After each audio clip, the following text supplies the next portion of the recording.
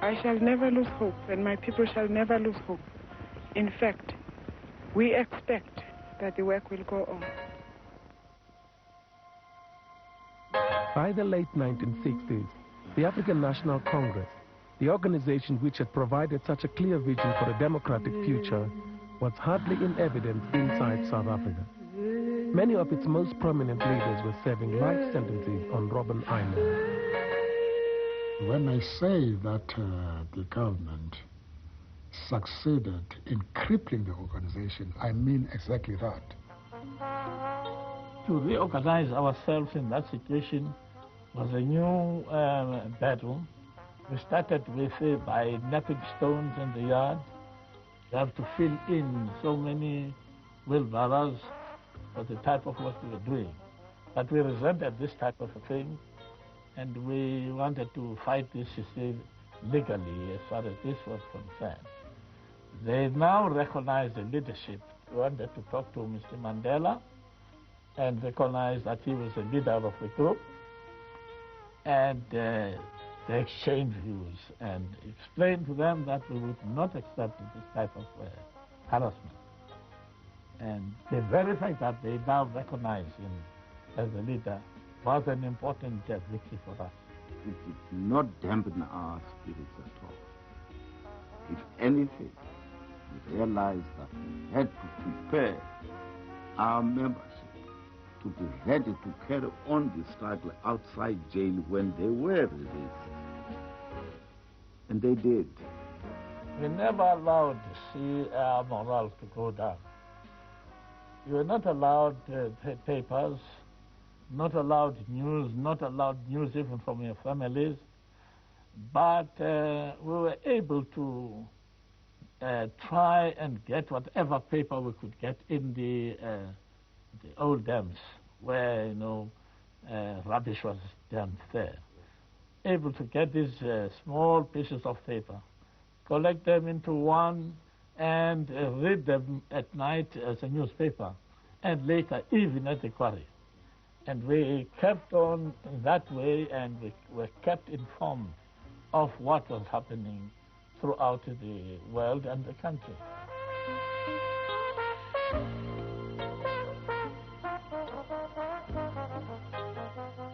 I joined the ANC and SACP underground as a young student in 1968. And it was a very, very lonely experience. The political movements had been smashed, effectively. What was left of them was in exile, was in prison. Key leaders had been banished. Those who had avoided the net were very quiet and silent. I mean, the apartheid regime in the late 1960s could have been forgiven for thinking that it had succeeded absolutely in smashing opposition forces. Under the then Prime Minister, John Vorster, the economy grew at the unprecedented rate of 5% per annum. A sophisticated military force was developed and deployed, land and people divided. For blacks, it was a time of extreme oppression, poverty, and hardships. For whites, it was a golden age of privilege. I believe that we, the whites, the coloreds, the Indians and the Bantu, will show the world that we have not only found the solution to the race problem in principle, but that we will also prove it in practice. While the white government felt sure of its invincibility, the ANC in exile had already begun to test its own strength. In 1967, Mkhonto we Sizwe had joined the Anti-Colonial War in Rhodesia as part of an unsuccessful attempt to penetrate into South Africa. People talked about the ANC in whispers, within the townships. There was a lot of exaggeration about us. We became a myth. These young South Africans coming back, storming back, and fighting, the Rhodesian forces. That idea that there are people outside who are fighting was already planted, but one didn't know how and whether that was possible.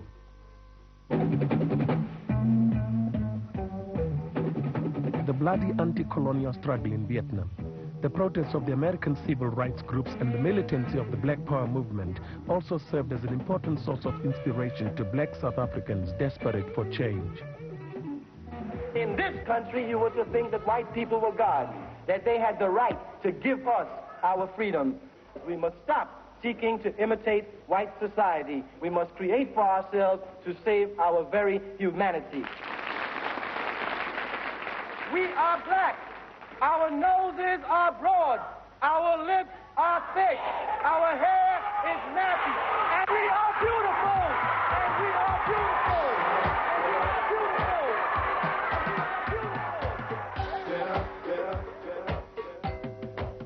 Somebody says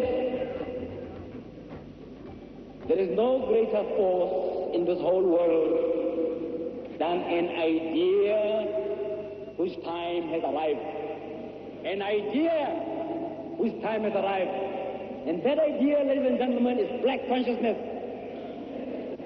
which is going to free the black man from the shackles of white imperialism, white slavery, white oppression. Power! During this period, black youth were increasingly drawn into the education system. It was here in the racially segregated universities that a new philosophy of resistance began to emerge, that of black consciousness. Any changes which are to come can only come as a result of a program worked out by black people. And for black people to be able to work out a program, they need to defeat the one main element in politics which was working against them, and this was a psychological feeling of inferiority. In 1968, the ideas of black consciousness found formal expression in the launching of the South African Students' Organization, SASO. The essential quality of black consciousness was the desire to be able to give black people the opportunity to make decisions about their own future, rather than wait for handouts, which was the kind of attitude that had been inculcated by USAS and liberal organizations that existed prior to the formation of SASO. At that time, there was no other political organization that I could find a home in within the country. And secondly, I actually did believe that the African community in particular needed to take charge. It needed to shed the idea that they are inferior and that they cannot take decisions for themselves.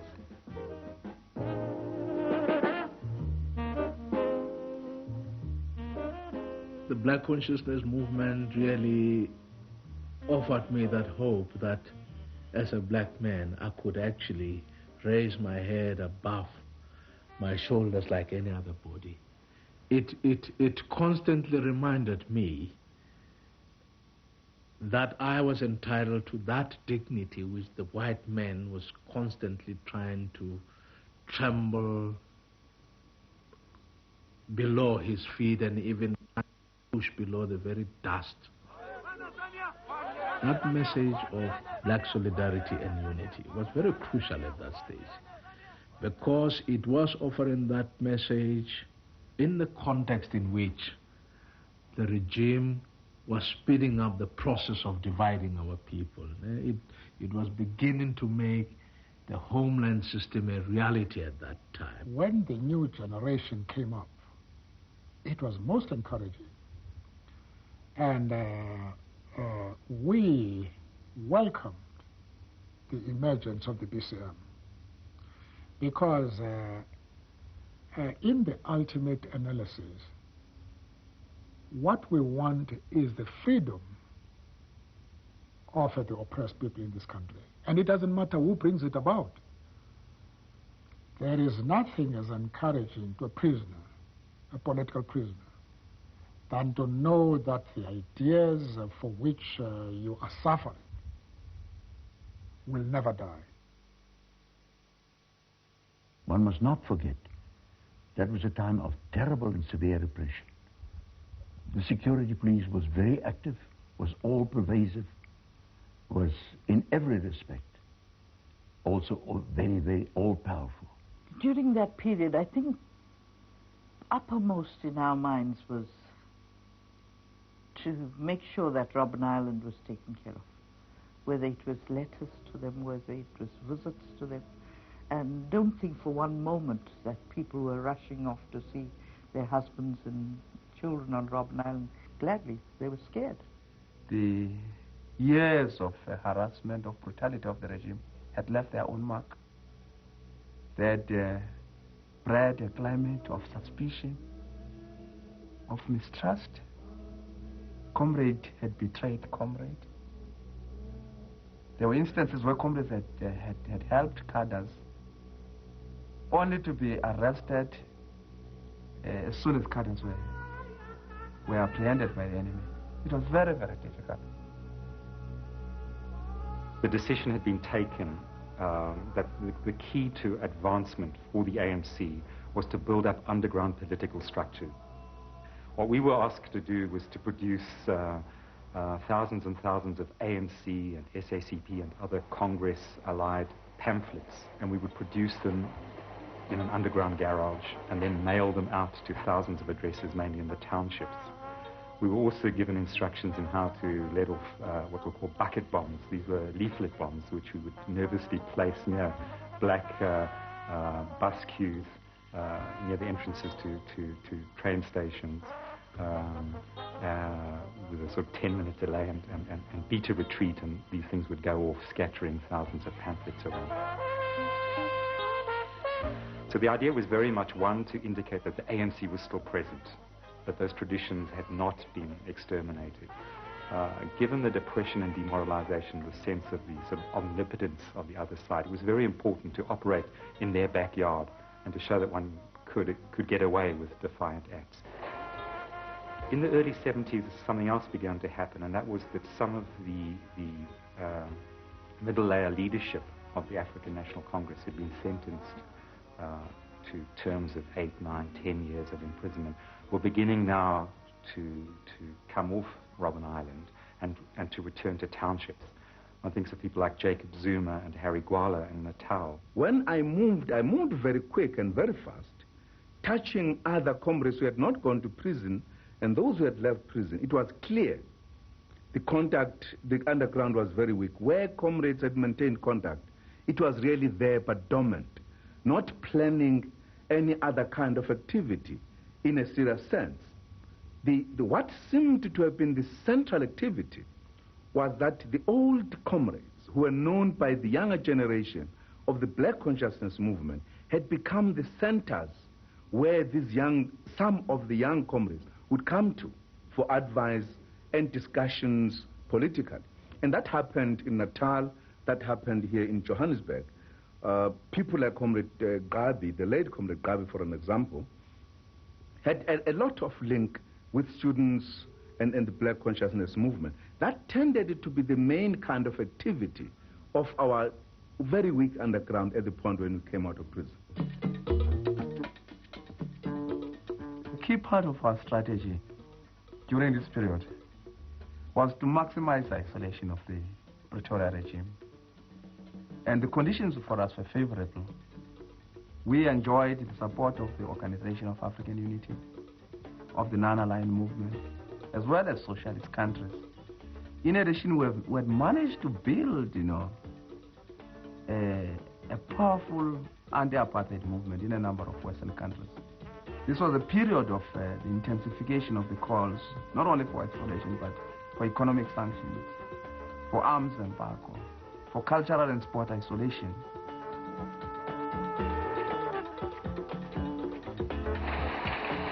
As the booming industry continued, exploitation of the workforce increased. Some wages had not risen since 1911. Working conditions at this time made confrontation between workers and bosses inevitable. In those factories, in the late 60s and in the early 70s, it was the African workers who were moving into production. And the Indian workers were by and large moving out and moving into white-collar jobs and to other types of jobs. And for the first time, African men and women, because there were quite a lot of women workers in the textile industry, and that's quite a breakthrough, were actually realizing that they had production in their hands. And if they worked, production would be made, and if they stopped, the whole system would face a big crisis. If you want to know that, you must go to our bus to ask that what the people are complaining about, you see. We are at the Durban Municipal Abattoirs, where strike negotiations have broken down. But for more on the question, City Councillor and Chairman of the Bantu Affairs Committee, Mr. Louis de Beer. Mr. de Beer, how serious is the situation? Tony, it's quite serious at the moment, and we're hoping that they will appoint negotiators so that we can negotiate. At the moment, they are not prepared to appoint anyone at all. In 1973, what began as a spontaneous dock worker strike in Durban sparked a wave of similar strikes throughout Natal. And then you'd find people marching down streets and then going and banging with sticks on the gates of the next factory and say, come on out. Some people had already been on strike, and then they'd come out again just to be part of the demonstration. And then they'd snake down the streets, and you see the police just shocked. I mean, in the end, they were sort of having to tolerate it. They fired something on our part. They drew our attention very, very vigorously to the need to push for the formation of trade unions as a necessary pillar in our struggle for liberation. In the neighboring Mozambique and Angola, the anti-colonial wars of Frelimo and MPLA were drawing to a victorious end. The South African government attempted to halt the process by military intervention in Angola, but was forced to retreat. The result was an enormous symbolic and practical victory for black South Africans.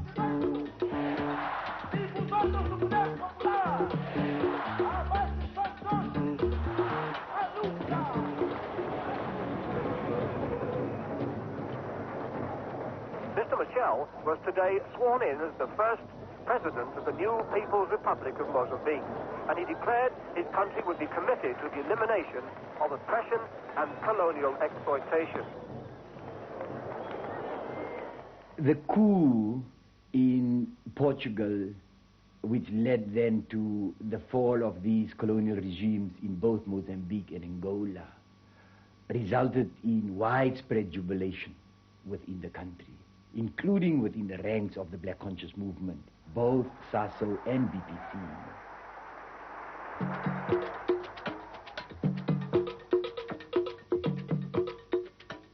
I was actually observing as they were beaten by the dogs from some flats. But it was such a crucial thing because in the psychology of the overt mass, here was Frelimo, victorious. They actually believed Frelimo could actually march across to South Africa. Samora will command the forces here to help liberate. That was a kind of a psychology, which for our underground was crucial, because then it fed to the underground that kind of necessary militancy and understanding and preparedness of our own people, that if the Mozambicans have done it, why can't we do it? That is why people who were detained for those rallies were ready to go to prison for it. That was another indication that freedom is just at the borders. For the first time in the history of our armed struggle, we got governments which came into power as a result of armed struggle. Governments which were very close to the ANC, the Communist Party, who shared a common ideology with us. The immediate results was that we had now our own training camps in Angola, where we were trained both by the Cubans and later by the Russians, and where we developed a capacity to train ourselves, began to produce our own instructors. We're able now to send our comrades back via Zambia into South Africa and via Mozambique. We established political offices in these countries.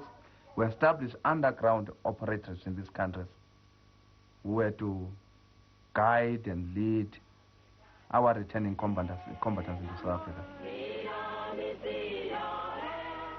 We began to discuss, not generally in black consciousness, but with people that you felt may be feeling the same. And we began to discuss with them. We began to listen to Radio Freedom. We began to want to talk to other people. All right, we are now conscious, we are now active, we want to move forward. And what should we do? Shouldn't SASO form a military wing? And the people who objected very strongly amongst them were people like Steve Biko said, no, you are not going to do that. We are not going to have a military wing here.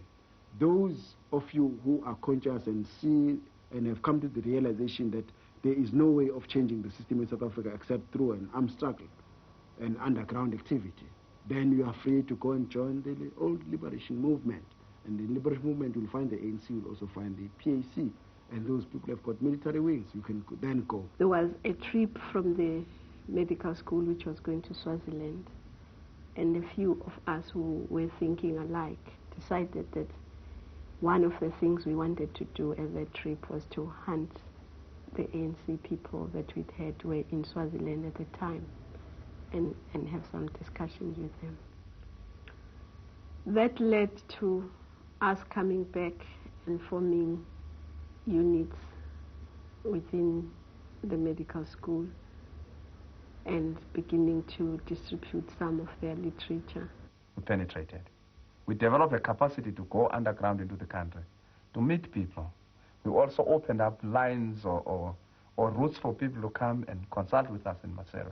So, I mean, for the first time, we began now to feel that we're in touch with people, with organization, and with units. At the end of 1975, the Department of Bantu Education issued a directive to all African primary and junior primary schools instructing them to use Afrikaans as a medium of instruction. There was a hatred of Bantu education and the use of Afrikaans as a medium of instruction. And this was building up. As usual, the regime in Pretoria stepped up repression of young people.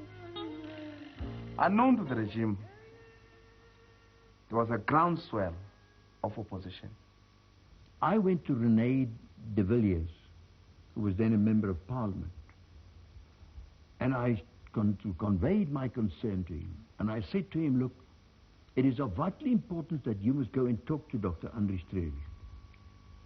And I said, he will not listen to me, but he may listen to you and warn him and say to him, Andries, you people are playing with fire by demanding that Afrikaans should be a medium of instruction to the black community. This thing is going to explode in their faces and is going to explode in our face too. I remember very well that he went, and after a certain time and he came back and he said to me, Bayers, I would just like to say, it was absolutely impossible to convey any other thought or meaning to Andries Treli. I'm afraid there's very little that could be done in that respect.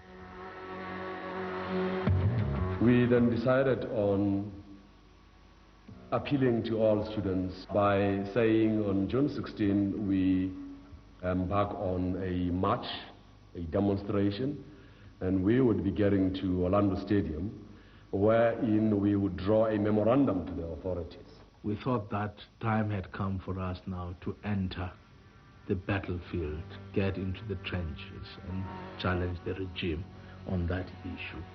The point is that we had to have the demonstration, we had to object to what we felt was unjust, and we had in fact to organize students to collectively fight to improve their lot. And we thought that all that was virtuous, and we thought that any reasonable person would come to accept and realize the fact that we need and we should be given the right to show disapproval on some of these things. on the day of the demonstration itself, as we assembled an assembly out there, people began unveiling their placards. And lo and behold, some of the placards were saying, it happened in Angola, why can't it happen here?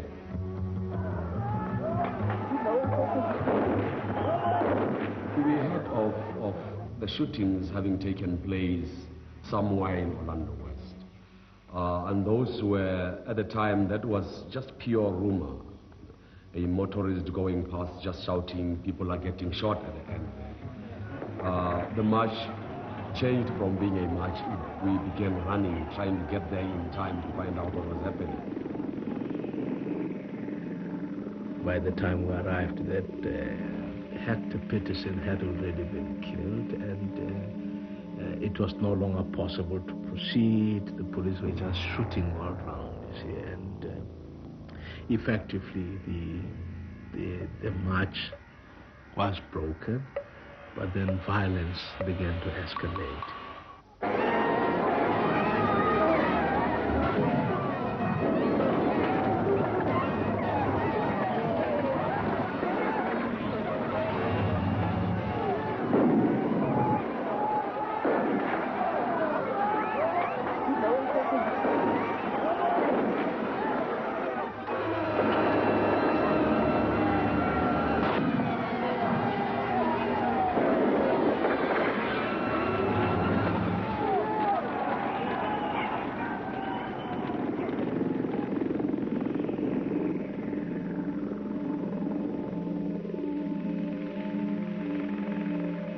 June 16, 1976 was to become even worse than Sharpeville 1960 in terms of the destruction to property, in terms of the loss to human lives, and also even in terms of the state's capacity to sustain itself. The state itself emerged out of the situation weaker than it ever was.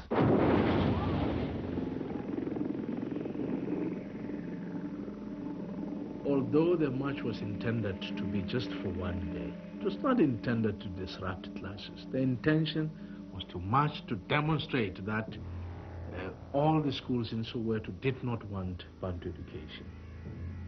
But once violence broke out, it became clear that we could no longer go back to schools. And of course then the state also then closed the schools.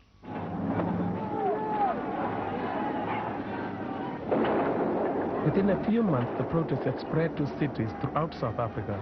Battles between police and school children left over 500 dead.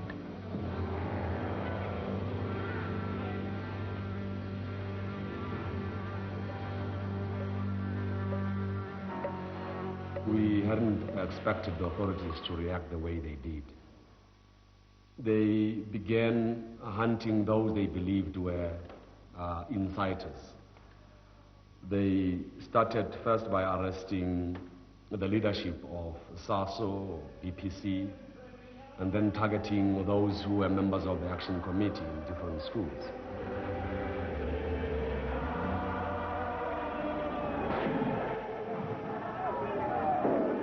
I knew that the police had been looking for me. I had received so many reports, but I thought maybe for this night only they would not come. And I got home. I think by the time I got home it would have been about quarter past 12. By 25 to 1, there were knocks all over, all the windows and the doors. They were there. And for the first time, I tell you, all of us, black consciousness people, there was no one who had the guts to resist. We were told to trouser, take off our trousers. They were searching us, all of us, taking off our trousers. And we were thrown into single cells at Modabe prison, told never to talk to each other. For that day, all of us were so scared. We were quiet for several hours, but at night we decided to break the silence, to defy them. We started talking.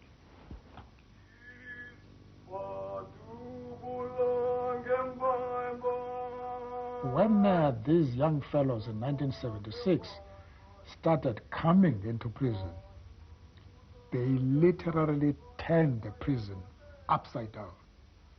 we thought we were militant, so at least I thought. I thought I was militant. But this young generation was in another dimension. There was no authority in prison. They just defied from beginning to end. Hundreds and hundreds of young, militant, black consciousness youth spent years on Robben Island under the tutelage of people like Governor Mbeki and emerged as powerful Congress supporters. They'd not necessarily gone in as that. In Robben Island, I was part of the political committee. I was chairperson of the political committee during the duration of my years on Robben Island.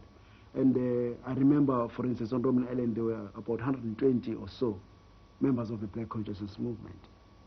And by the time, within 18 months, the number was reduced to about 23. BCM was not different from the Youth League of the 40s.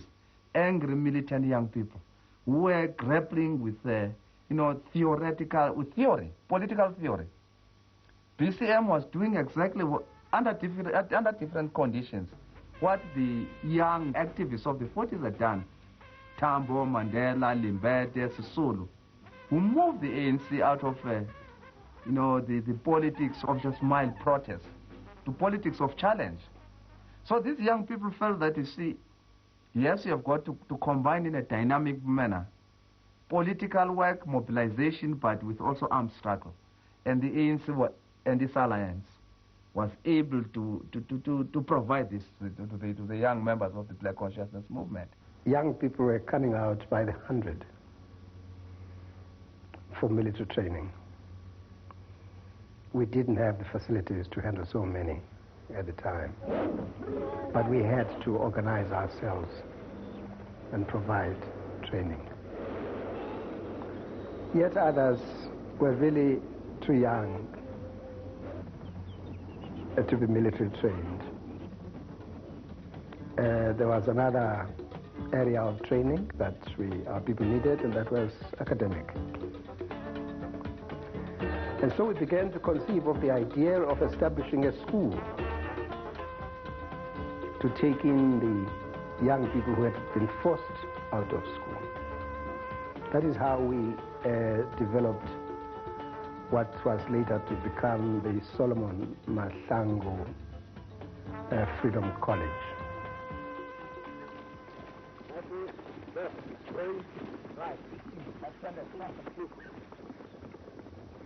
It introduced a new sense of urgency for us to act in the military sphere. Because you must remember that between 1963 and 1976 or 77, no shot was fired in anger inside the country. We hadn't succeeded in getting personnel back. We hadn't succeeded in creating new MK units inside the country. We hadn't succeeded in acting against the enemy. And it was that uprising in 76 which injected this new drive to get going. In 1976, unarmed school children were fighting with stones against guns.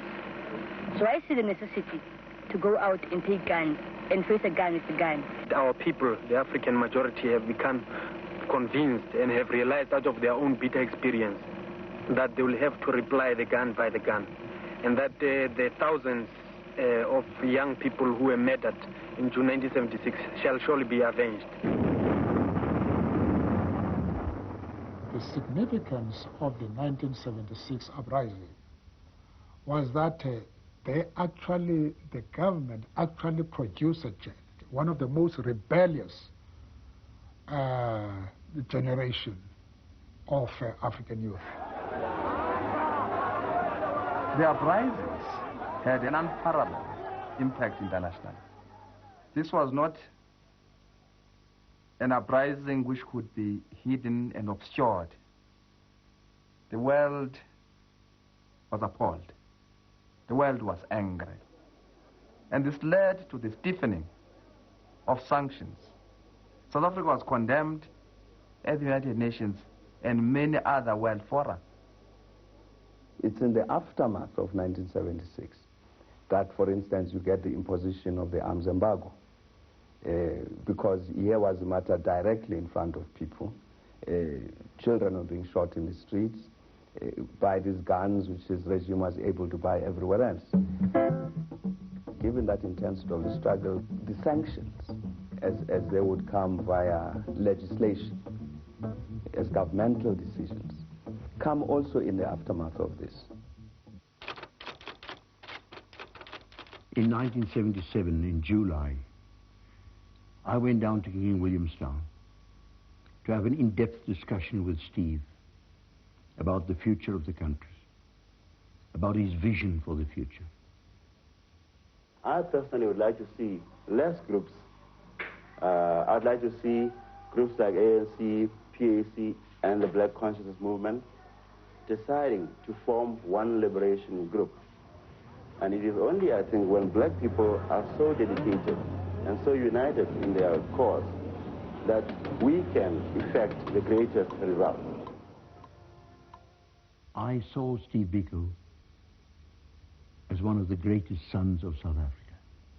I've said this before and I repeat it, that if Steve Biko had not died, he could easily have become a prime minister and a state president of a new South Africa.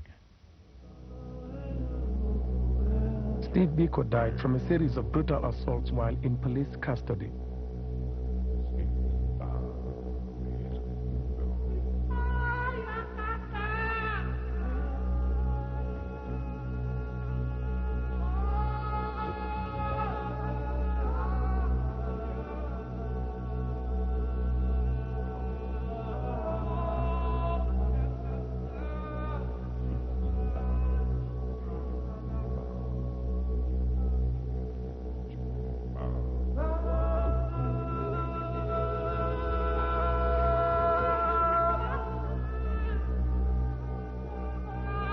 When Steve died, it was like the death of a personal friend. We in South Africa will never be able to overcome the terrible injustices that we have inflicted, not only upon the black community, but upon ourselves as a white community, by what we did to Steve Biko.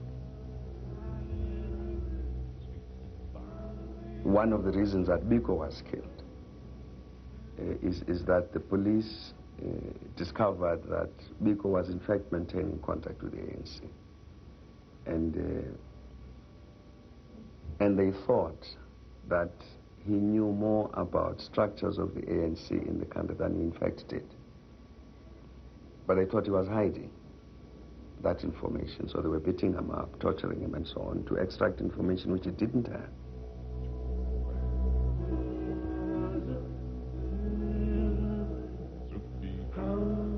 This Black Conscious Movement turned into quite a serious threat to them.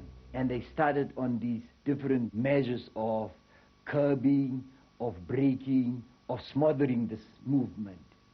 Up till the point of 1977, where they finally banned the whole lot of them.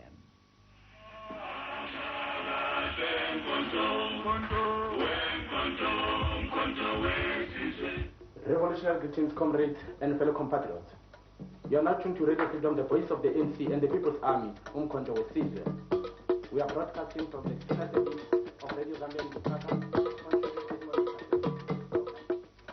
I was confined to this shack in Elsie's River, and I had this long-range radio, and I used to listen to Duma Nokwe broadcasting Fire and Lightning, the sounds of the revolution, after 6 o'clock every evening.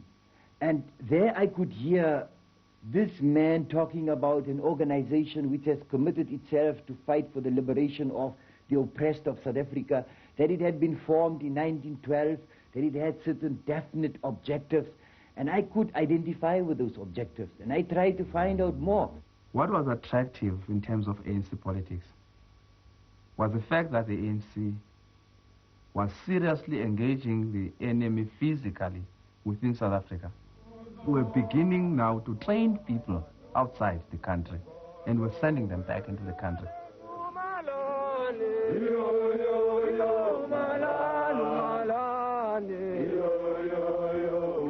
I was connected of course, with the first unit that went into the country, and that was Solomon Mashlangu and his comrade. I still have a very clear memory of seeing Solomon and his comrade in Mao Zedong Avenue in Maputo at 4 in the morning when they had their knapsacks and came to say goodbye on their journey into South Africa.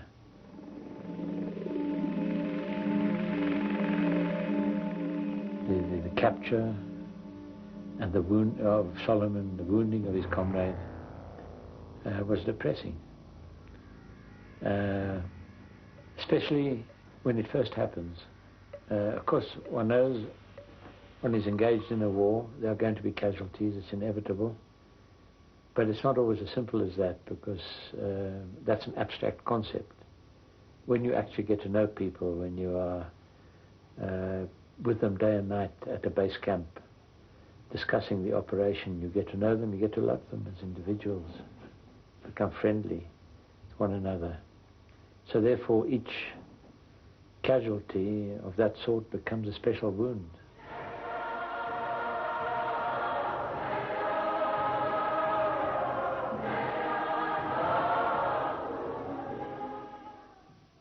After the burnings of 1977, I think people began to reflect, particularly because the BC was, the formations of the BC were mainly student, were mainly middle class, and therefore were unable to reach the mass of the people. And I think people began to reflect as to how can they begin to organize their communities, their neighbors, and everybody, you know, in a sense, to have a mass approach to organization. One of the first sectors to advance their level of organization was the independent trade union movement, when in 1978 they came together under a new banner, the Federation of South African Trade Unions, for SATU. We had different schools of thought within SATU. There were those who believed that a trade union would remain a trade union and it would fight for the recognition agreement, fight for the rights of workers in the plant, and that's it. And there was this other school of thought which said, whatever we've achieved in the factory gets drained in the township because of high rents, electricity rates, you know, bus fares and whatever. So we needed to be involved in the township in trying to force the authorities. In order to improve the quality of life of the people in the townships, one had to address the working conditions at the workplace. So that link became crucial.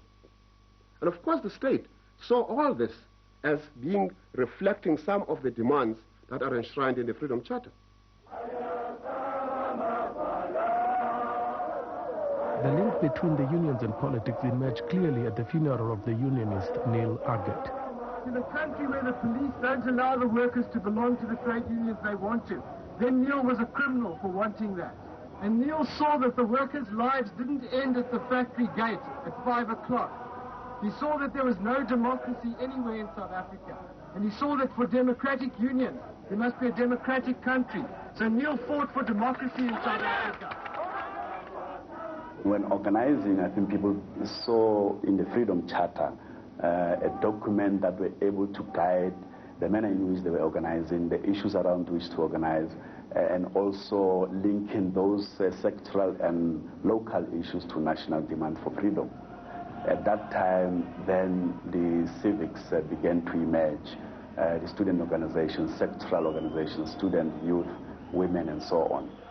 Insofar as the student body is concerned, perhaps our main difference, our break with the past student movement was that we realized that the students are in no way the vanguard in the struggle. You see, the vanguard is the working people. The struggles which were fought then concerned the broader community. The red meat boycott was the support of the community for the demands of the meat workers, where the entire industry in the Western Cape went on strike. And we had number of meetings in various communities, getting workers to explain why they had gone on strike and why they need the support of the community. Thousands of rands were collected to pay strike pay to the workers. The bus boycott, workers generally and commuters were affected by the increase in bus prices. So most of the sectors of the oppressed community were actively involved in opposition to the government at that point.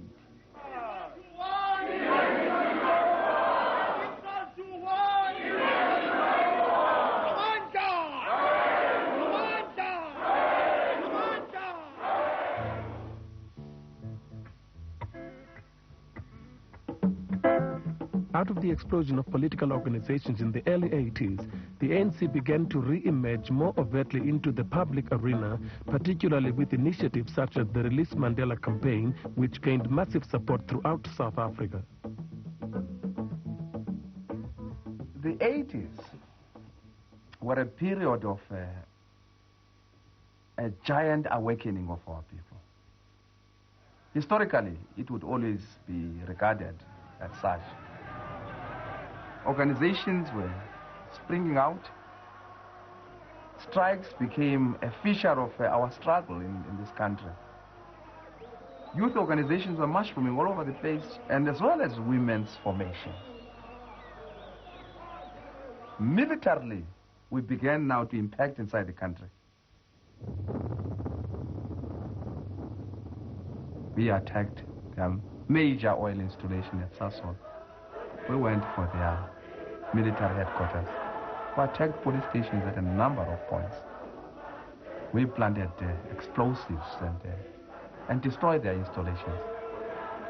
We began to be active not only in the Transvaal, but Natal and the Cape and the State.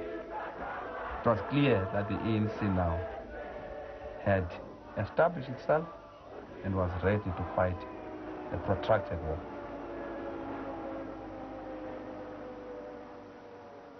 This total onslaught in the spheres of propaganda,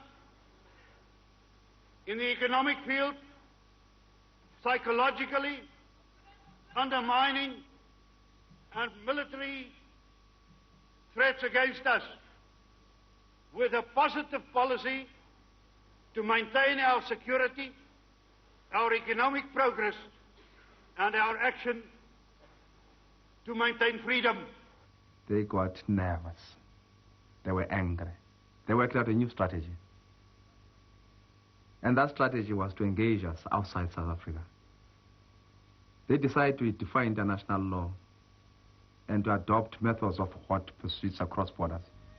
In 81, they sent units of the SADF to go and kill as many of our people inside the street, including refugees. Because their intelligence was faulty, they thought that I was in the country. They tried to attack the flat where I used to stay, but just a flat away from my own, they attacked, convinced that I was in that flat, and killed the locals. They were crazy. They decided that they were going to take off their gloves and that they were going to kill anybody who harbored us, who was unfortunate to stay next to us, whether he was a Mosotho, a Motswana, a Zimbabwean. That was the nature of the frenzy existing in Pretoria.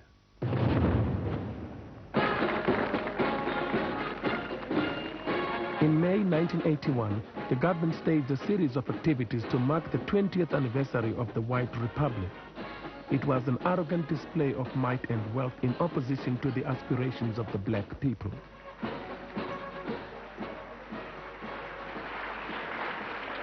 On the eve of the so-called celebrations of the 20th anniversary of the Republic, we have roadblocks all over. We ask ourselves the question, why? Because freedom is knocking at our door.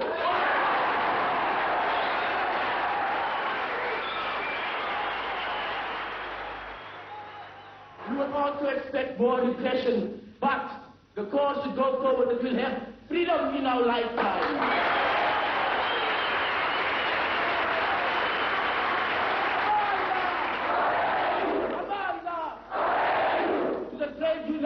We say an injury to one is an injury to all.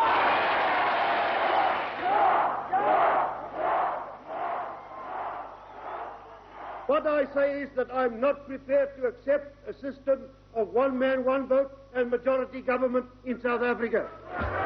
In 1983, the state called a Whites-Only Referendum in an attempt to stem the tide of black opposition. Its purpose was to gain approval from whites for limited political rights to be given to colored and Indians. Blacks rejected the white referendum. Instead, they organized hundreds of organizations to form the United Democratic Front. The UDF symbolized both a rejection of racist rule and a return to the traditions and political program of the ANC. The time has come for white people in this country to realize that their destiny is inextricably bound with our destiny.